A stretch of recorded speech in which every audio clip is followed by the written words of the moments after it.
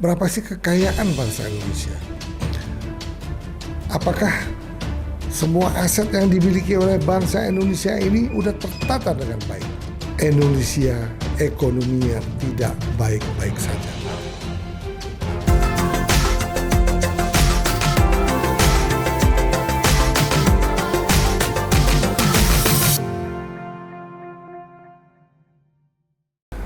Selamat siang, kembali lagi bersama Mr. Puisi. Mari kita omong-omong lagi, yang mana omong-omong ini mungkin tidak berguna untuk saya, tetapi sangat berguna untuk masyarakat apabila ini kita bicarakan hal-hal yang penting di negeri ini, sehingga masyarakat mengetahui apa sih yang ada di negeri kita ini. Berapa sih kekayaan bangsa Indonesia? Apakah semua aset yang dimiliki oleh bangsa Indonesia ini udah tertata dengan baik?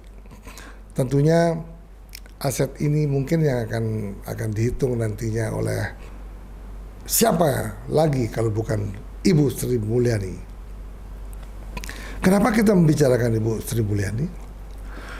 Karena banyak orang menarasikan Ibu Sri Mulyani tidak lagi masuk dalam kabinet Bapak Prabowo Subianto.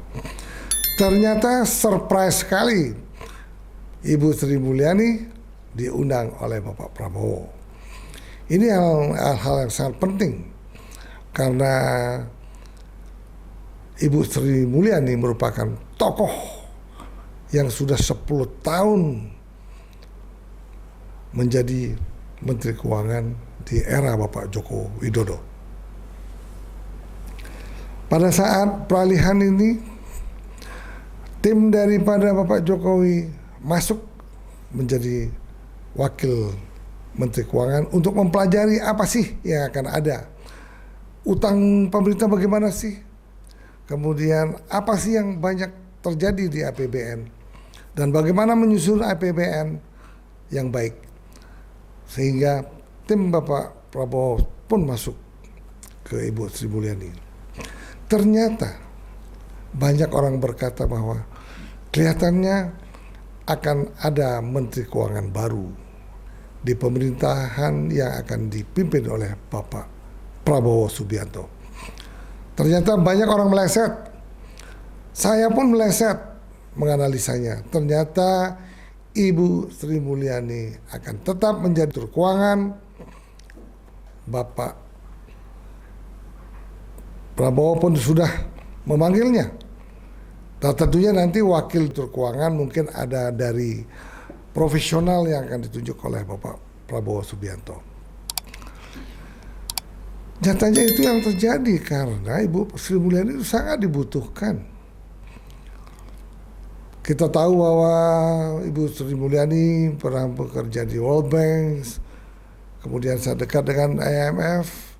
Tentunya hal ini menjadi pertimbangan dari pemerintahan Bapak Prabowo Subianto untuk tetap menarik Ibu Sri Mulyani untuk ditempatkan di Menteri Keuangan. Karena apa? Karena banyak orang mengatakan bahwa Indonesia ekonominya tidak baik-baik saja.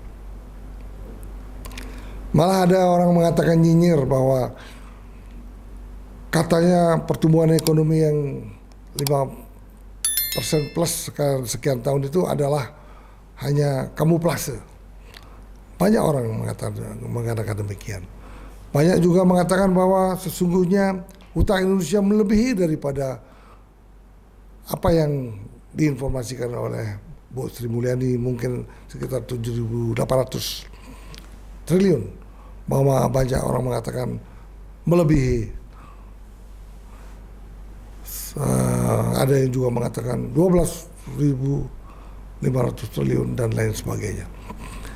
Nah tentunya utang itu pasti akan gampang dilihat apabila kita melihat neraca daripada neraca keuangan dari pemerintah Indonesia. Tapi yang sangat unik di sini bahwa Ibu Sri Mulyani lah yang sangat berhasil untuk menghitung kekayaan negara yang sesungguhnya. Selama ini kan Indonesia mungkin sebelum 10 tahun yang lalu itu belum punya neraca. Nah, pengalaman Bu Sri Mulyani semenjak dia di luar negeri bekerja di World Bank, dia yakinlah dia mendapat pengalaman di sana, mengetahui neraca sebuah negara di luar negeri itu sudah diterapkan di Indonesia, sehingga saat ini Indonesia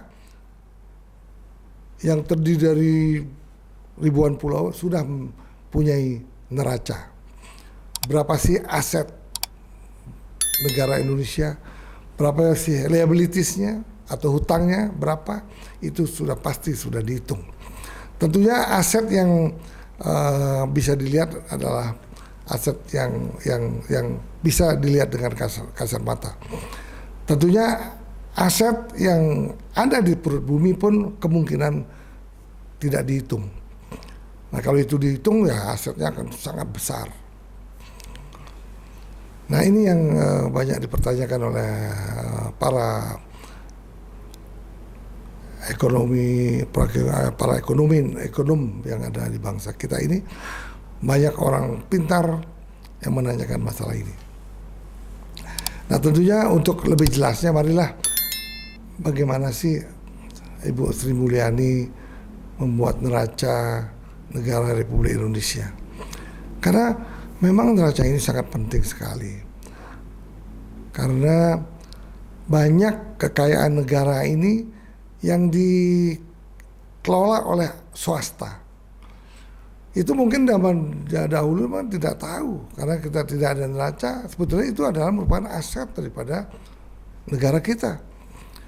Coba kita lihat di kawasan Senayan itu berapa sih aset negara yang dikelola oleh asing, oleh Jepang seperti Plaza Senayan, dikelola oleh bangsa kita sendiri, misalnya seperti lapangan golf, ya banyak lagi proyek-proyek yang ada sekitar Senayan itu dikelola oleh swasta. Nah, itu pun sekarang sudah pasti sudah masuk di dalam neraca negara Republik Indonesia. Ini luar biasa pentingnya. Karena kalau tidak dimasukkan, misalnya seperti Hilton sekarang dikelola oleh swasta. Kapan kontraknya selesai? Nah, kalau kita tidak kelola, tidak ada dalam neraca, siapa tahu kontrak sudah habis, tiba-tiba seenaknya saja memperpanjang sehingga bisa dikuasai seumur hidup sampai turun-temurun. Nah, itulah yang diinginkan oleh Bu Sri Mulyani dan sudah dilakukan dengan baik sehingga saat ini negara kita mempunyai neraca. Untuk itu, marilah kita menyimak Ibu Sri Mulyani mengenai masalah-masalah keuangan, masalah neraca yang telah disusun dengan baik oleh beliau. Silakan kita menonton apa yang telah dikatakan oleh Ibu Sri Mulyani.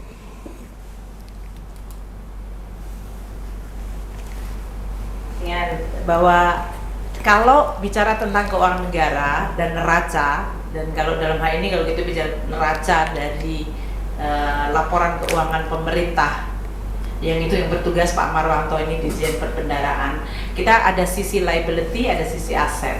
Dalam aset itulah yang kita sebut kekayaan negara. Barang milik negara itu didefinisikan semua barang yang dibeli atau diperoleh atas beban APBN, anggaran pendapatan dan belanja negara, atau dari perolehan lainnya, umpamanya hibah. Kalau barang yang dibeli dari APBN itu berarti melalui belanja negara, itu biasanya dalam bentuk belanja barang modal. Kalau kita belanja barang modal, maka hasilnya adalah barang milik negara. Jadi kalau tahun ini kita membangun salah satu kampus, gedung, ini tahun depannya dia dibukukan menjadi barang milik negara. Kalau tahun ini membangun jalan tol, kemarin Pak Jokowi dari Anyer, Panarukan sampai kepada seluruhan Pulau Jawa dan sekarang Sumatera, itu sebenarnya menjadi barang milik negara. Atau melalui perolehan lainnya, itu biasanya hibah. Kalau kita ingat dulu Aceh mengalami tsunami, dan kemudian dibangun lagi, sebagian melalui APBN, sebagian adalah bantuan banyak sekali dari segala macam pihak, masyarakat, dunia internasional. Itulah kemudian jadi barang milik negara. Kalau kita bicara tentang Jogja waktu itu juga, namun sebagian yang kita keluarkan oleh pemerintah itu juga bisa dihibahkan ke masyarakat sehingga tidak masuk dalam buku kita. Umpamanya pemerintah membangun kembali untuk sekarang Lombok, itu sebagian adalah 50 juta untuk rumah yang rusak berat. Itu tidak akan masuk dalam bukunya pemerintah nanti karena itu adalah dihibahkan ke masyarakat. Nah, barang milik negara adalah bagian dari SAT yang lebih besar, yaitu yang disebut kekayaan negara.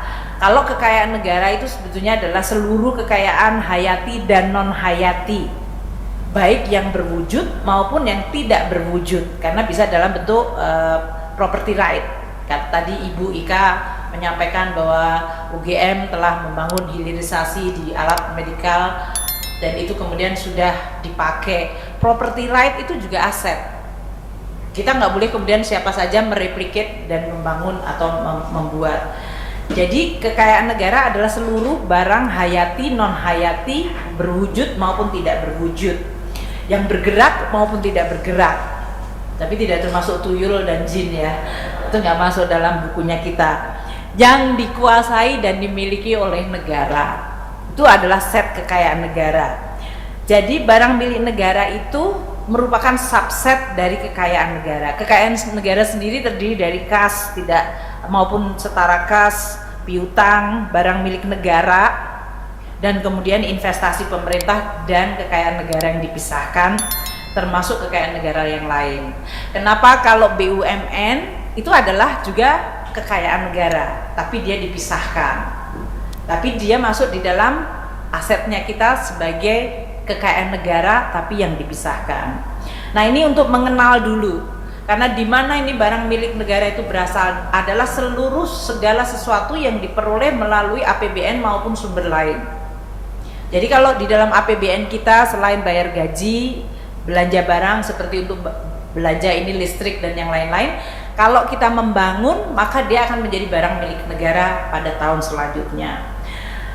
Untuk pengelolaan barang milik negara, prinsip-prinsipnya itu sebetulnya sudah ditulis di dalam Undang-Undang mengenai Perbendaharaan Negara tahun 2004 nomor 1, di mana di situ bahwa kita harus mengelola barang milik negara secara prinsip yang baik, dan Menteri Keuangan memiliki tugas yang sangat spesifik di situ.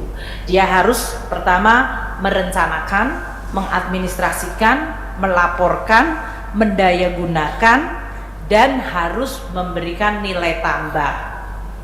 Makanya kalau kami kadang-kadang sering saya cerewet, bukan karena saya perempuan, tapi itu adalah karena memang mandat undang-undang bahwa kalau setiap rupiah yang kita belanjakan dan dia sudah menjadi barang, maka dia harus kita administrasikan, dilaporkan, didayagunakan, dan dinilai tambahkan.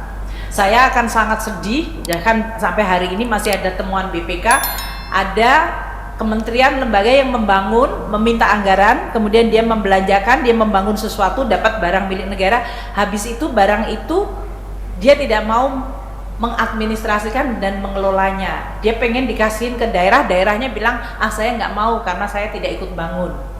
Jadi barang itu menjadi barang yang belum ditentukan apa namanya Pak statusnya, itu namanya BPDPYS ya, itulah singkatannya, itu dari BPK. Barang yang belum ditentukan statusnya sudah diproduce selama APBN kita, umpamanya Menteri PU yang lulusan Gajah Mada juga, umpamanya bangun sesuatu jalan dan kemudian dia mengatakan barang ini mau saya hibahkan ke daerah karena itu dibangunnya di daerah, terus daerahnya bilang saya nggak mau karena itu bukan saya, itu bukan anggaran saya tidak minta. Itu sering terjadi di beberapa kementerian dan lembaga, dan daerah itu nggak sinkron, sehingga sesudah dibangun daerah nggak mau terima, kementeriannya sendiri mengatakan ini sudah saya bangunkan untuk daerah. Nah, kemudian muncul menjadi temuan dari BPK. Makanya proses perencanaan itu menjadi penting sekali.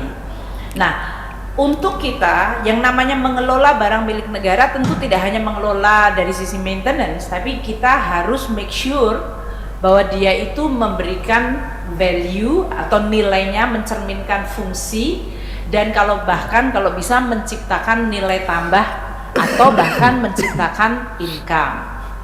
Kalau di negara-negara yang sudah maju, bahkan aset seperti ini, Gajah Mada punya kampus seperti ini, ruangan seperti ini, dia tidak hanya dikuasai oleh dekannya saja, tapi dia dipakai sebagai suatu public space.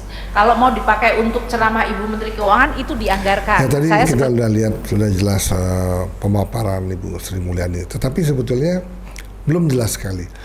Kiranya juga harus tahu juga kita, apakah di setiap daerah, di setiap gubernuran, kabupaten dan lain mempunyai neraca.